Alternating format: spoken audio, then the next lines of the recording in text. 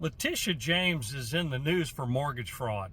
And I thought, being in the mortgage business for 30 years, I might be able to clarify some information that I've seen in the media that's inaccurate.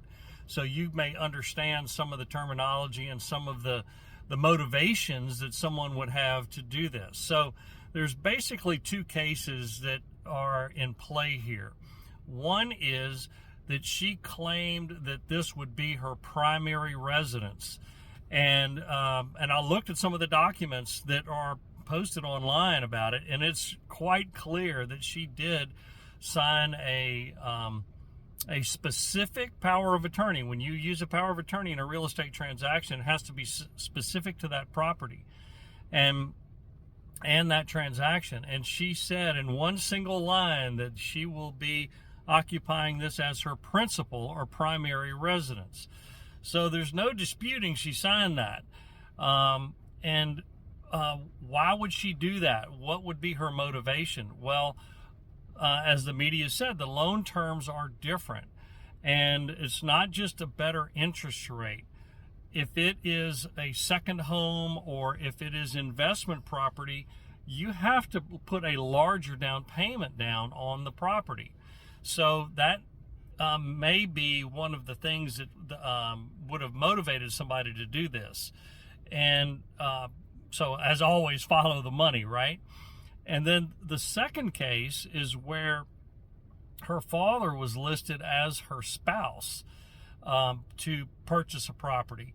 And why would that be the case? Well, if you have if she didn't, let's say, have enough funds in her income to qualify for the loan, and she needed additional income, she could add her father to the transaction, but the loan terms would be less attractive as a non-occupying co-borrower.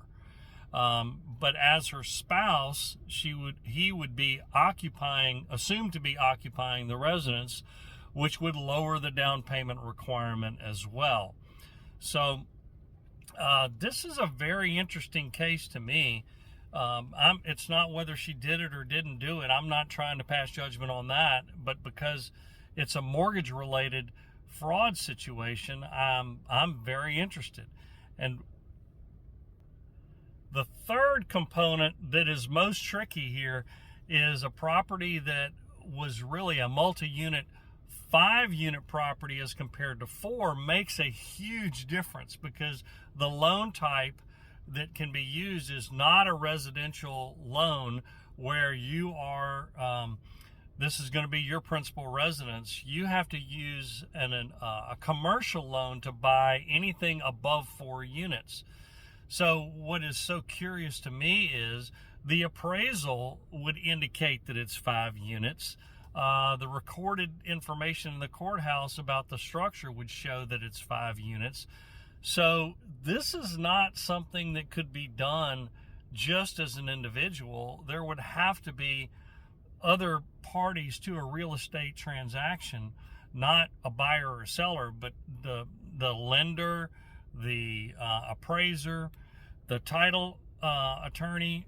There's a lot going on here that raises red flags. So, but the primary motivation with so many things in life is the money. And if in fact she did these things, then the reason she did them was to have a lower down payment requirement and a much lower interest rate.